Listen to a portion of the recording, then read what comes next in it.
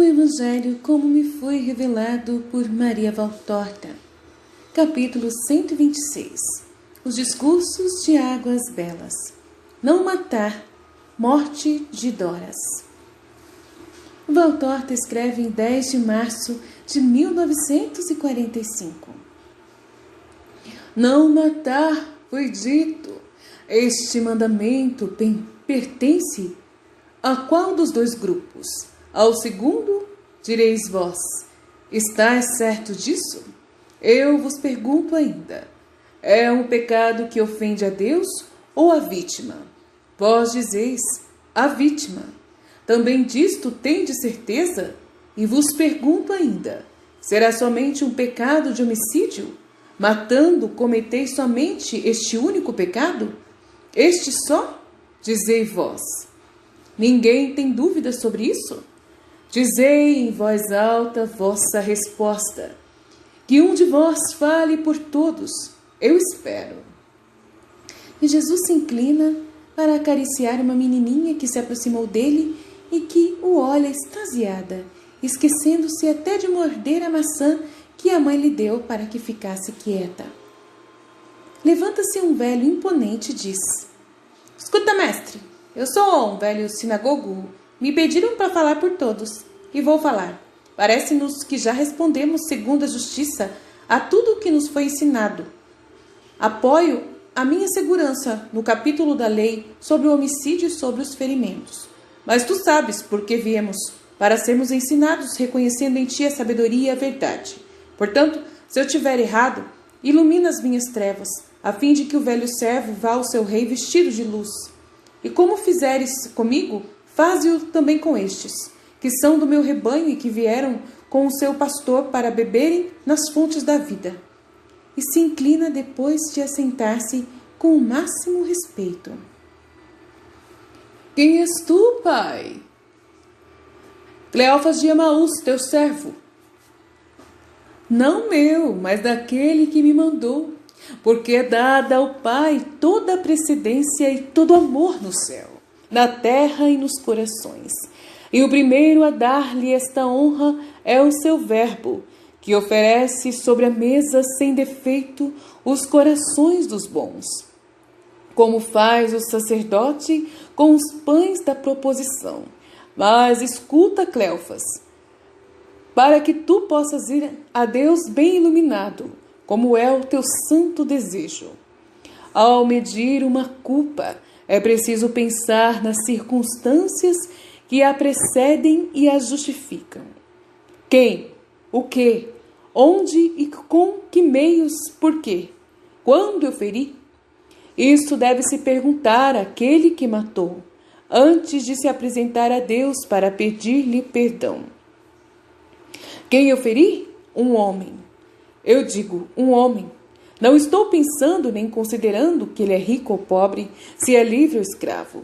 Para mim não existe escravos ou poderosos. Existem somente homens criados por um único Criador. Por isso todos são iguais, de fato, diante da majestade de Deus. É pó até o mais poderoso monarca da terra. Aos nossos olhos só existe uma escravidão, a do pecado, portanto, de Satanás. A lei antiga distingue os livres dos escravos e tem a sutileza de distinguir entre o matar com um golpe e o matar deixando a vítima sobreviver um dia ou dois. Por exemplo, quando a mulher grávida é levada à morte por pancadas, ou quando matava somente o seu fruto. Mas isso foi dito quando a luz da perfeição ainda estava longe. Agora a perfeição está entre vós e diz: qualquer um que ferir de morte um seu semelhante peca. E não peca somente contra o homem, mas também contra Deus. Quem é o homem? O homem é a criatura soberana que Deus criou para ser o rei da criação, criado à sua imagem e semelhança, tirando esta imagem do seu pensamento perfeito. Olhai para o ar, para a terra e para as águas. Porventura vedes algum animal ou alguma planta que, por mais belos que sejam, cheguem a se igualar ao homem? O animal corre, come, bebe, dorme, gera, trabalha, canta, voa, rasteja, sobe, mas não tem fala. O homem também sabe correr e saltar. E no salto é tão ágil que emula o pássaro, sabe nadar, e no nado é tão veloz que parece um peixe. Sabe rastejar e parece um réptil. Sabe subir e parece um macaco. Sabe cantar e parece um pássaro. Sabe gerar e reproduzir-se. Mas, além disso, sabe falar. E não digais, cada animal tem a sua linguagem. Sim, um muge, outro bale, outro zurra, outro gilreia, outro gorjeia, mas do primeiro até o último bovino, todos terão sempre o mesmo mugido. E assim também o ovino balirá até o fim do mundo. E o burro zurrará como zurrou primeiro. E o pássaro também soltará o seu curto gilreio, enquanto a cotovia e o rouxinol farão ouvir o mesmo hino ao sol a primeira, e à noite estrelada o segundo, mesmo se for o último dia da terra, do mesmo modo como saudaram ao primeiro sol e à primeira noite. O homem, ao contrário, porque não tem apenas uma garganta e uma língua, mas um complexo de nervos que se concentram no cérebro, sede da inteligência, sabe captar novas sensações e pensar a respeito delas, e dar-lhes um nome. Adão deu nome de cão ao animal seu amigo e de leão ao que lhe pareceu mais semelhante. Na juba basta, encimando uma cara de pouca barba, chamou de ovelha o animal que o saudava manso, e chamou pássaro aquela flor de penas que voava como a borboleta. Mas cantava docemente um canto que a mesma não tem.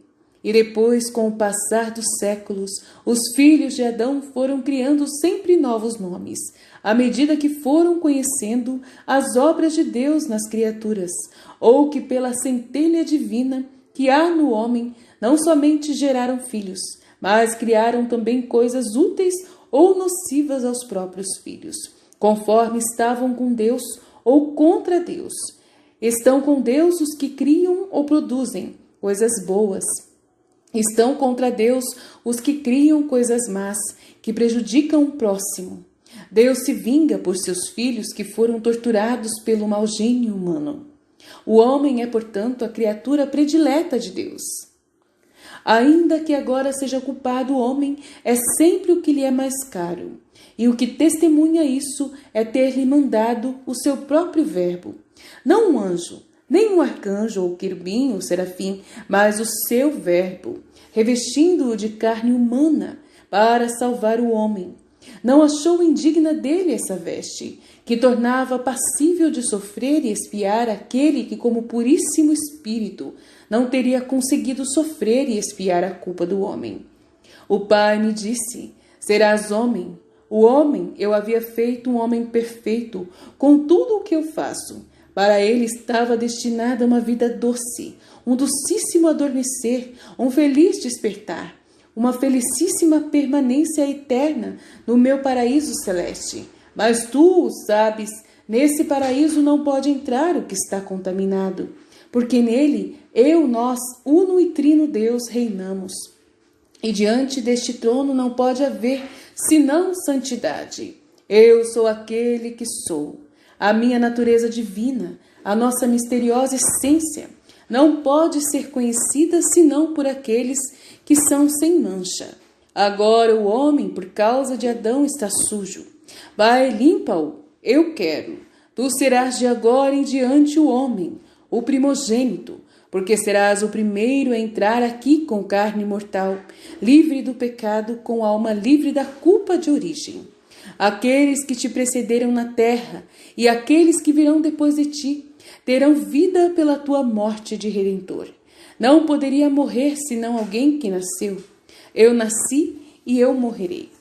O homem é a criatura predileta de Deus.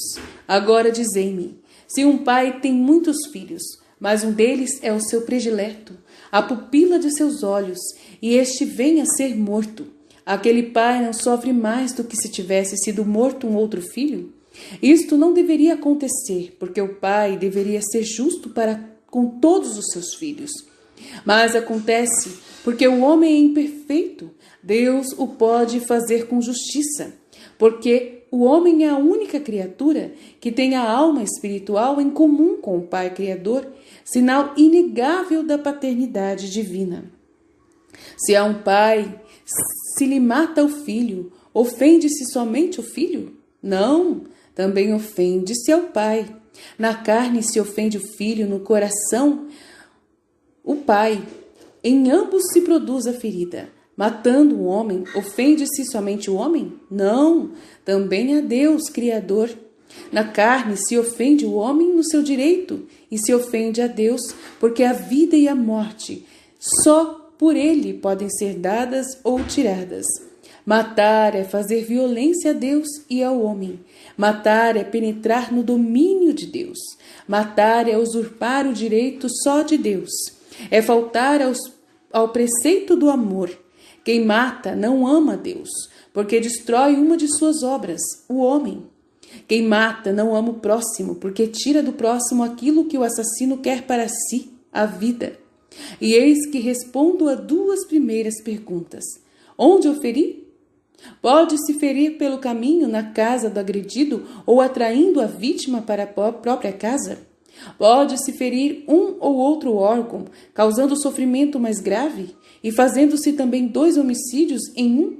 Ao ferir-se uma mulher que tem o ventre grávido, pode-se ferir pelo caminho sem ter intenção de fazê-lo? Um animal que nos toma a rédea na mão pode matar quem passa? Mas então, não há em nós uma premeditação?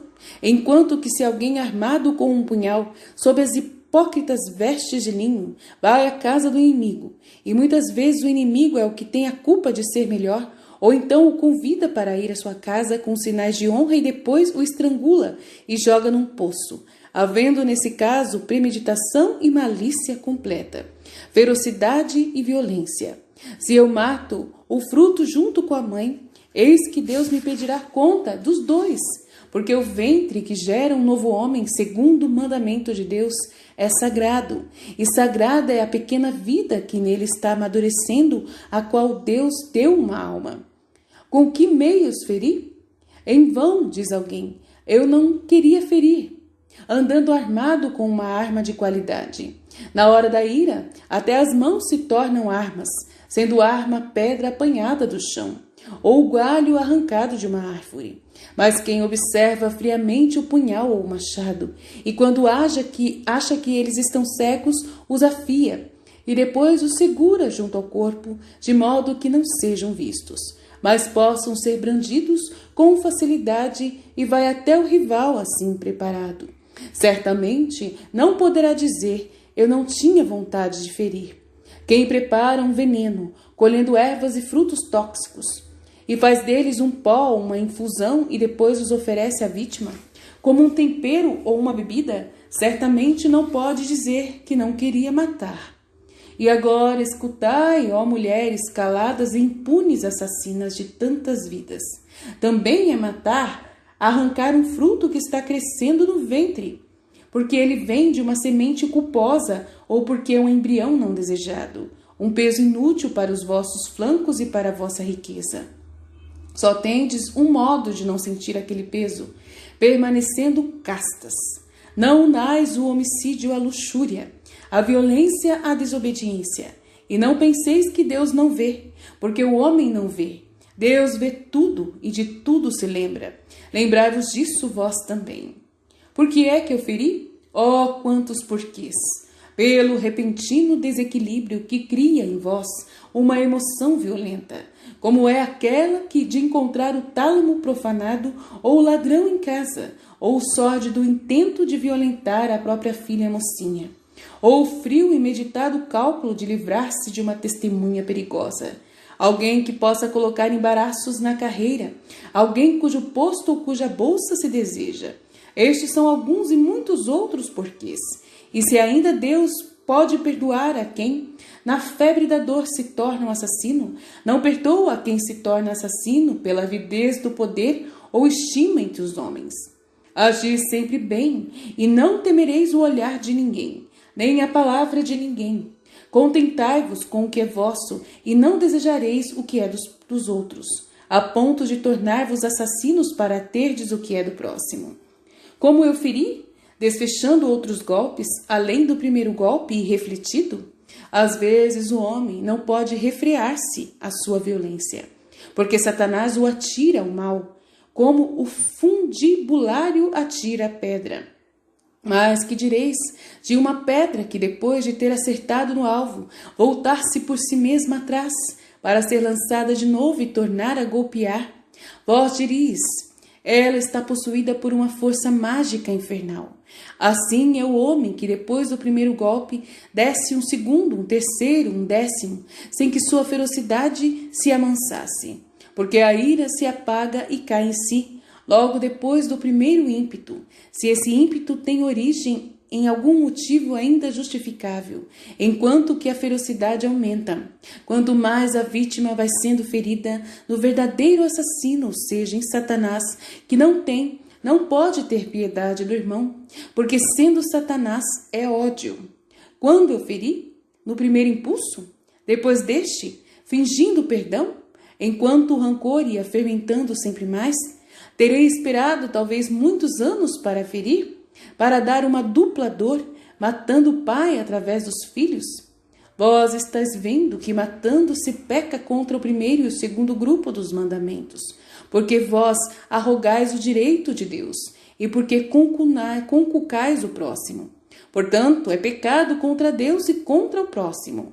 E fazeis não apenas um pecado de homicídio, fazeis também o pecado de ira, de violência, de soberba, de desobediência, de sacrilégio, e às vezes se matais para roubar um posto ou uma bolsa de cobiça.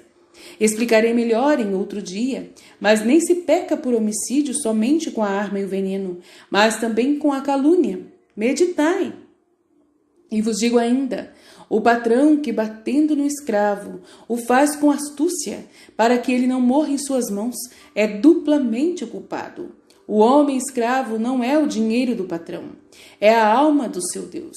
E maldito seja para sempre quem o trata pior do que um boi. Jesus parece estar soltando faísca e troveja. Todos o olham espantados, porque antes ele falava calmo. Maldito seja!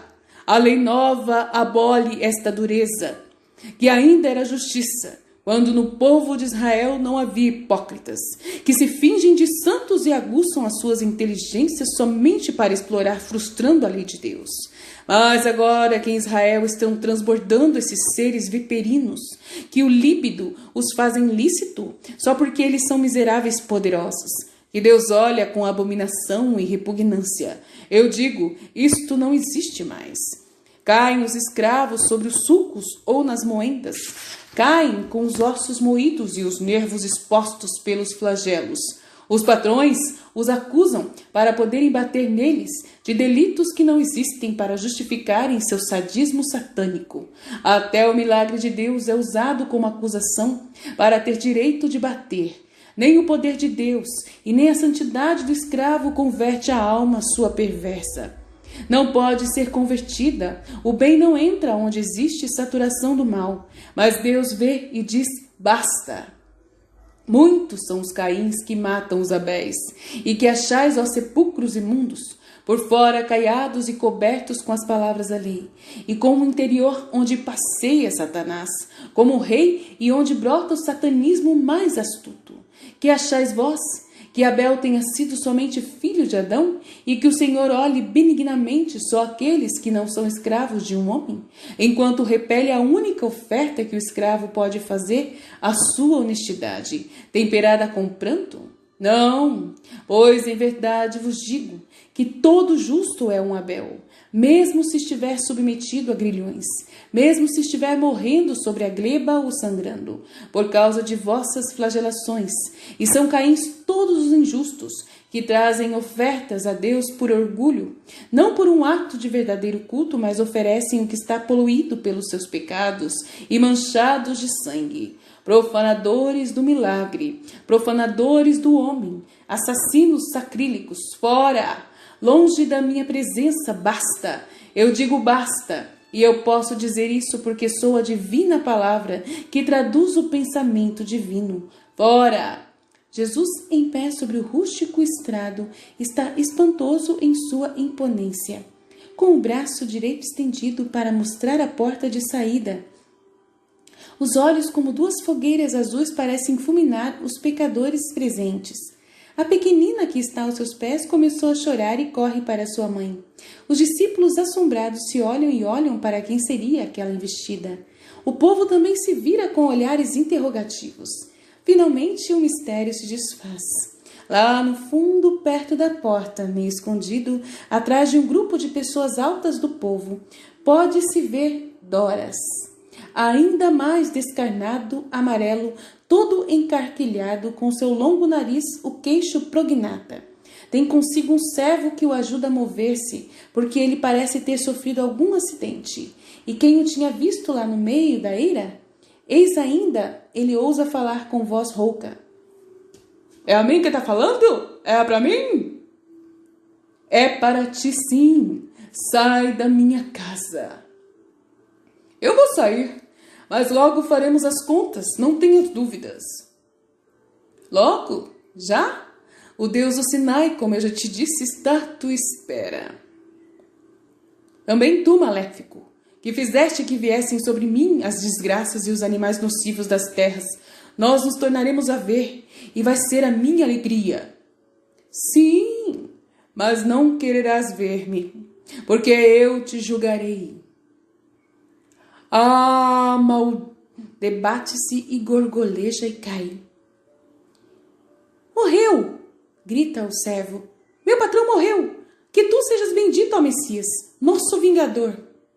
Não eu, Deus, o Senhor eterno, ninguém se contamine.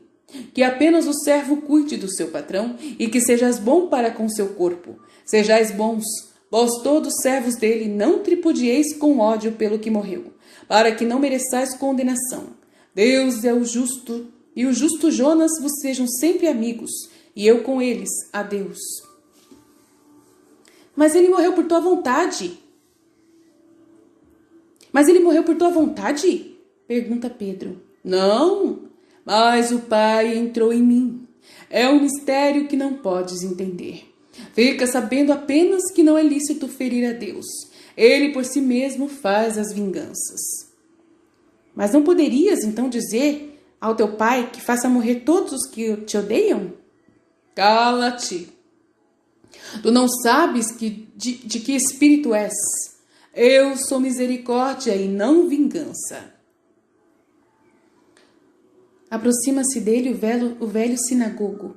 Mestre, tu deste respostas a todas as minhas perguntas e a luz está em mim. Que sejas bendito. Venha à minha sinagoga, não recuses a um pobre velho a tua palavra. Eu irei. Vai em paz, o Senhor é contigo. Enquanto a multidão vai se afastando lentamente, tudo termina. Fie-te.